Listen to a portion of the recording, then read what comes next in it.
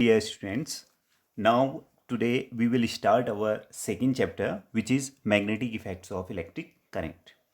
Okay, in our previous chapter, we learnt about electricity, and from that chapter, electricity, we learnt about electric current, and we also learnt one very important thing about heating effect of electric current.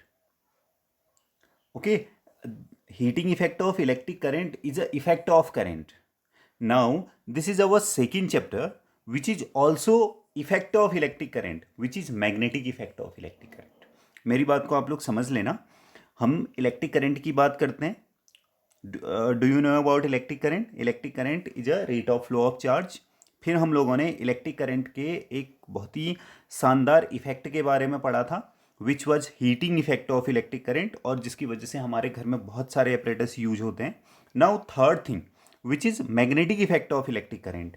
एक बहुत ही महान physicist हुए थे जिनका नाम था Oersted. Oersted ने हमको ये बताया कि इलेक्ट्रिक करंट से मैग्नेटिक इफेक्ट भी जनरेट हो सकता है. मीन्स कि इलेक्ट्रिक करंट मैग्नेट की तरह भी बिहेव कर सकता है. How? We will learn in this chapter. और एक चीज़ आप लोगों से मुझे ये बात करनी है कि from first chapter we had some numerical. ठीक है, लेकिन अब from this chapter magnetic effect of electric current we will not find any numerical.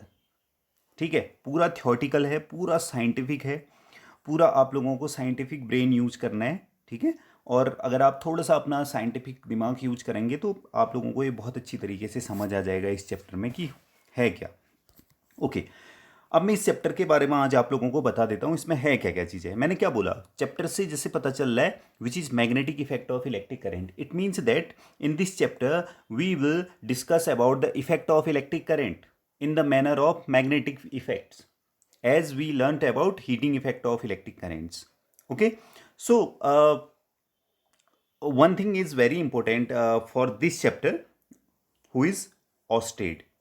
ठीक है, ऑस्टेड ने एक प्रैक्टिकल किया, यू कैन से एक एक्टिविटी की, और एक्सीडेंटली ये चीज़ उनसे प्रूव हो गई. क्या चीज़ प्रूव हुई? कि अगर कभी किसी सर्किट में आप करंट फ्लो करवा रहे हैं, यहाँ पे देख लो, यहाँ पे एक सर्किट बना हुआ है और इस सर्किट में करंट फ्लो हो रहा है. तो अगर इस सपोज करो ये कोई कॉपर वायर है, ठीक है, इसमें सर्किट इस तरीके से फ्लो हो रहा है, और इस वायर के बगल में आपने क्या रख दिया, एक कंपास रख दिया. तो उन्होंने क्या ऑब्जर्व किया, जैसे ही स्विच ऑन होगा तो इलेक्ट्रिक करंट फ्लो होगी सर्किट में, और इलेक्ट्रिक करंट जैसे ही फ्लो होगी तो जो ये कंपास है, ये कंपास डिफ्लेक्ट कर जाएगा. दोबारा से मेरी बात को सुनना. जब हम किसी सर्किट में इलेक्ट्रिक करंट फ्लो कर रहे हैं, अगर उस सर्किट में उस वायर के बगल में जिसमें इलेक्ट्रिक करंट फ्लो हो रहा है उसके सामने अगर कंपास रखा जाता है तो कंपास डिफ्लेक्ट हो जाता है, कंपास अपनी पोजीशन से मूव कर जाता है. ठीक है, ओके. तो इससे क्या पता लगा कि जो ये कंपास होता है, as we know about compass, compass क्या होता है? कंपास हमेशा मैग्नेट की प्रेजेंस में ही इन्फ्लुएंस होता है या अपने पैटर्न को चेंज कर देते हैं. हम लोग कंपास को पहले यूज डायरेक्शन फाइंड आउट करने में करते थे. ठीक है, कंपास इस तरीके का कंपास होगा. अगर आप कंपास के सामने कोई मैग्नेट लेके आते हैं या मैग्नेट को इस तरीके से घुमाते हैं कंपास के सामने, तो ये कंपास पूरी तरीके से अपनी पोजीशन को लगातार चेंज करते रहता है. It means that I am trying to say one thing to you, that compass is deflecting only by the influence of magnetic field.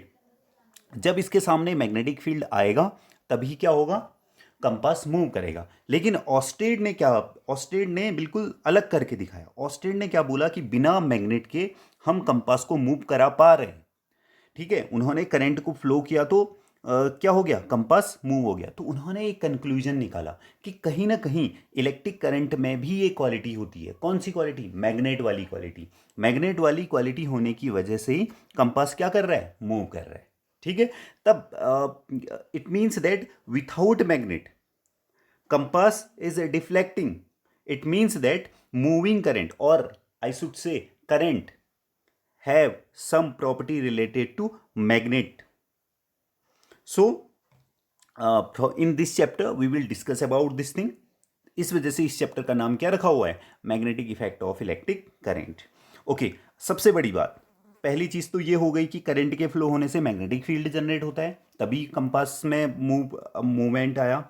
Then जब इसकी बात हम लोग करेंगे, देन उसके बाद कुछ और, क्या इसका रिवर्स भी पॉसिबल है? हमेशा फिजिक्स ये सोचता है कि हर तरीके से चीज़ों को ढूंढा जाए। देन फिजिक्स ने एक चीज़ और ढूंढने की कोशिश की, क्या इसका रिवर्स भी पॉसिबल है? रिवर्स कहने का मतलब क्या है? बिना, जैसे आपने करंट से मैग्नेटिक प्रॉपर्टी जनरेट कर दी, क्या सिंपल अगर आपको मैग्नेट दिया जाए, suppose I have bar magnet, क्या सिर्फ इस बार मैग्नेट से करंट जनरेट हो सकती है? This is the reverse phenomena of Oersted phenomena. So in this chapter we will discuss about this also. और आप लोग बाद में पढ़ेंगे, फेराडे नाम के जो साइंटिस्ट आए इन this chapter, Faraday has done this thing. बिना सेल, बिना बैटरी के इलेक्ट्रिक करंट प्रोड्यूस की जा सकती है by using magnet. So the reverse process is also possible. So the conclusion of this all chapter, मतलब स्टार्टिंग में मैं आपको जो बता रहा हूँ, इसमें ये सारी चीज़ें हम पढ़ क्यों रहे हैं, इस चैप्टर को हम पढ़ क्यों रहे हैं, उसका मेन बेसिक सी चीज़ ये है कि हम इलेक्ट्रिक करंट की वजह से मैग्नेटिक इफेक्ट जनरेट कर सकते हैं, और हम मैग्नेट की वजह से इलेक्ट्रिसिटी जनरेट कर सकते हैं। ठीक है, वो किस तरीके से जनरेट करेंगे वो बात की बात है। तो उसके लिए हम ये चैप्टर पढ़ते हैं जिसका नाम है magnetic effect of electric current. Okay, I am sending this PDF to you today, and we will discuss about this chapter from our next class. Thank you.